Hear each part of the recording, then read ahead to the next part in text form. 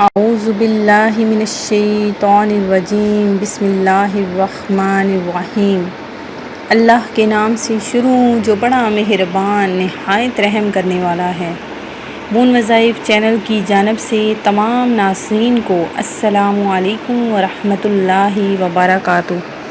میں اپنا چینل مون وظائف کی جانب سے ماہ سفر میں جمعہ کے روز کا یہ خاص عمل لے کر حاضر ہوئی ہوں۔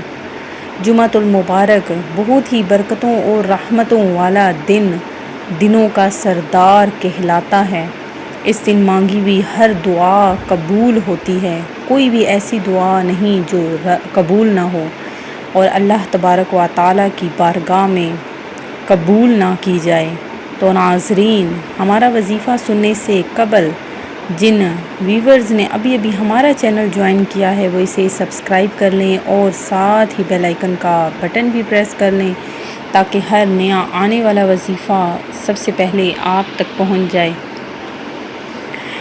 جیسا کہ آپ سب جانتے ہیں کہ ماہ سفر المظفر کا یہ پہلا جمعہ ہے اور اسی دن میں انشاءاللہ عز و جل آپ کی مانگی ہوئی ہر دعا قبول ہو جائے گی۔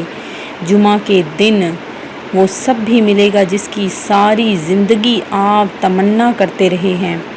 تو ناظرین، اس دن میں آپ نے بہت ہی زیادہ درود پاک پڑھتے ہوئے ہمارا یہ آج کا چھوٹا سا عمل کرنا ہے۔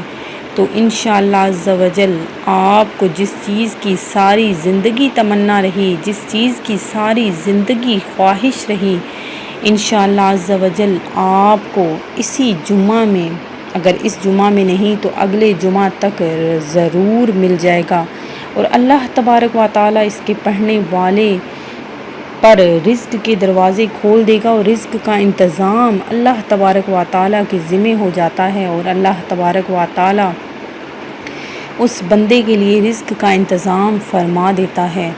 تو ناظرین، ہمارا وظیفہ کس طرح سے آپ نے کرنا ہے سن لیجئے کہ جمعہ کے دن آپ نے عصر، مغرب اور عشاء کی نماز کے بعد آپ نے سورہ فاتحہ 11 مرتبہ، سورہ کوثر 11 بار اور سورہ اخلاص بھی 11 مرتبہ، اول و آخر آپ نے 11 مرتبہ درود پاک پڑھتے ہوئے یہ وظیفہ کرنا ہے۔ تو انشاءاللہ عز و جل اگلے جمعہ کے آنے تک رزق کا انتظام ہو جائے گا۔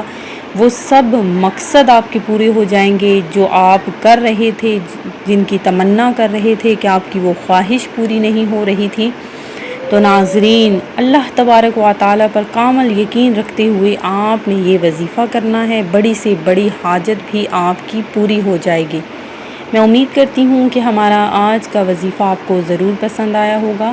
اسی طرح سے مزید وظائف حاصل کرنے کے لیے ہمارا چینل مون وظائف کو دیکھتے رہیے۔ اپنا خیال رکھیے گا، دعاؤں میں یاد رکھیے گا۔ اللہ حافظ۔